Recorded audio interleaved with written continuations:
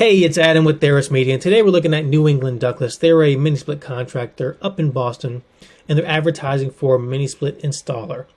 So, it's a good keyword. We use it as an exact match typically because, you want, that's, kind of what you want for the traffic, especially if you're running estimate ads. So, they're at the very bottom. So, the first thing we would recommend is taking a look at the bid strategy. Usually, if you're running cost maximize conversions, like an automated bid strategy, like maximize conversions, maximize the clicks, you're not going to show up at the bottom. So this might be manual CPC, and then you don't have a high enough bid. But I could be wrong. Typically, that's what it is. You don't have a high enough bid for that keyword for that ad. You're running your ads to a contact form. So the first thing we recommend is to use a landing page. Landing pages without a menu bar versus landing pages that have a menu bar, there's a 100% difference. So just by getting rid of the menu here, you can boost your conversions from your ads by 100%. So overnight, you can double the revenue coming in from your ads, or double the leads coming in from your ads, and ultimately the revenue just by getting rid of the header here. So that's usually how it works. It looks like you took a page out of Angie's List playbook. Is that, as you can see, they don't have a header. They do have a footer, which is, but they need all this stuff for the footer. So they don't have a header here, and it's just a form. And as you can see, if you want to use them as an example for you, if you go through their ad, the only question they'll have one answer questions the whole way. There's a sequence of 12 questions, but having a smaller form initially helps people ease their way through the form. And I'm sure Angela did a ton of testing and found that out as well.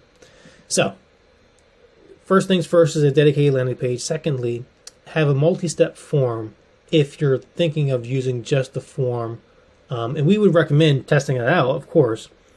We like the simplistic approach. We have landing page templates built for contractors who don't have landing pages built. But the simplistic approach usually works the best. And if you can make this better, because they are doing a good job here. They're advertising for furnace and heating systems on their mini split heat pump. So they're not doing that great of a job. That's why they're at the bottom. Typically, that's the case for a quality score for an ad. That's why they show up at the bottom. Usually has to do with the bid and the quality score. You're gonna have to bid more if your quality score is worse than it should be. So if it's not, pretty great, 7, 8, 9, 10, you would have to bid more. And that's what you're going to do here because your landing page doesn't offer a good experience. So the first thing would be a landing page. Secondly, I want to compliment you on having branded search terms built, because your brand name has a keyword that people search for, bid on. Ductless has that keyword in it. So people search in New England, Ductless installer, New England Ductless installer, then you would more than likely pop up for your branded search, because especially if you're doing a branded search correctly, you have all the keywords appended to the end of your brand name, and you get pretty cheap clicks that way. Overall, your Google homepage looks pretty good.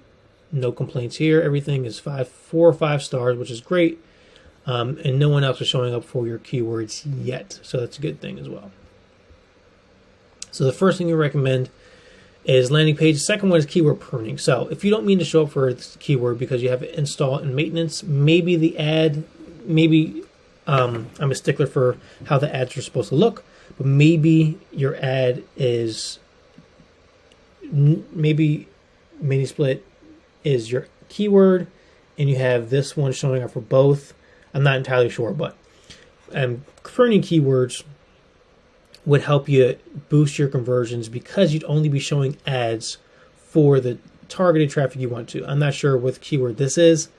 Maybe it is installed and you have maintenance in there for some reason, but typically it's not. Typically we see a bunch of keywords in one campaign, and then they're showing one ad to that campaign, which doesn't help you a ton for conversions.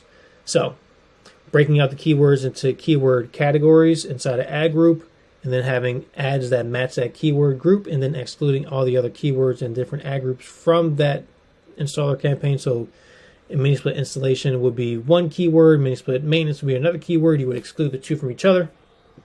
And then you would prune, so get rid of the search terms that you don't want to show up for, out of the campaigns so they can do a ton better. You do have a Facebook pixel install, which is a good thing. So you're running Facebook ads. You can run retargeting ads that way. Typically, we recommend for Facebook pages to update it once every 2 weeks, but keeping it updated is a good thing here. Now, for your ads, I can't imagine, unless you're running retargeting traffic only, I can't imagine they're doing the best. Typically, we run a ton of ads here, Facebook ads specifically for mini split estimates, and typically talking about yourself is not the best thing to get people to submit a lead form. So this is a lead form ad because I can't click on it here. It's not going to the website. That's a good thing, especially if you don't have a landing page. Facebook will build you a landing page if you run a lead form, and it'll just have the form there. So you're hoping people know of your brand basically for this ad.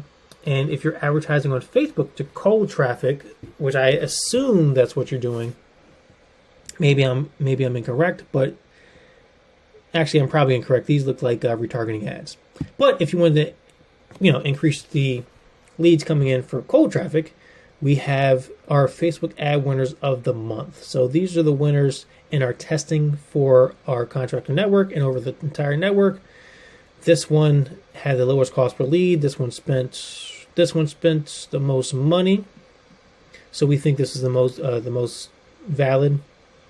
So we'll put the link in the description below. But if you're looking to increase the leads coming in, especially from cold traffic, because this is all cold traffic, $59 per lead. That's about 30% less than what you would get anywhere else from like HomeAdvisor or wherever. So this is just cold traffic leads, as you can run these ads to people who are like the customers that you want and get leads at about $60 to you. So 3 things we improve when you're advertising to double your revenues. 1, landing page, especially if you want to run a form here. You don't want people searching around the website.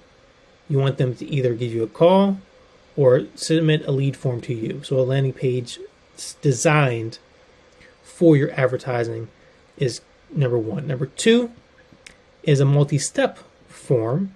You would test that versus your form that you have here, but a multi-step form typically works the best because it's lower friction. Friction meaning the amount of work that people think they have to do. It's lower friction initially. Just like Angie's List here, they spend a ton of money. They have 1 question per form right here. So you can see that if you go through it, until they get to what my information is, typically it's all just 1 question here.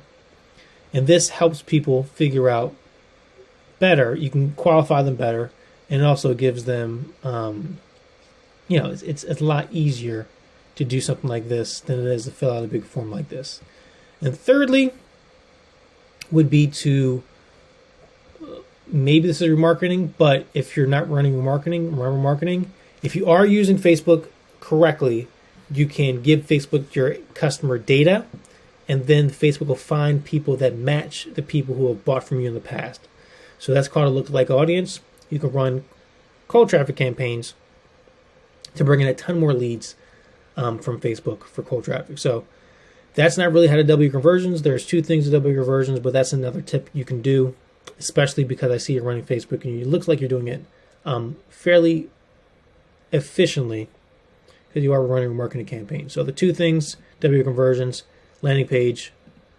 Obviously you're bidding, you check your bid strategy, but I can't recommend anything unless I look at the account. And then a multi-step form for your landing page. Hopefully those things help, and talk to you soon.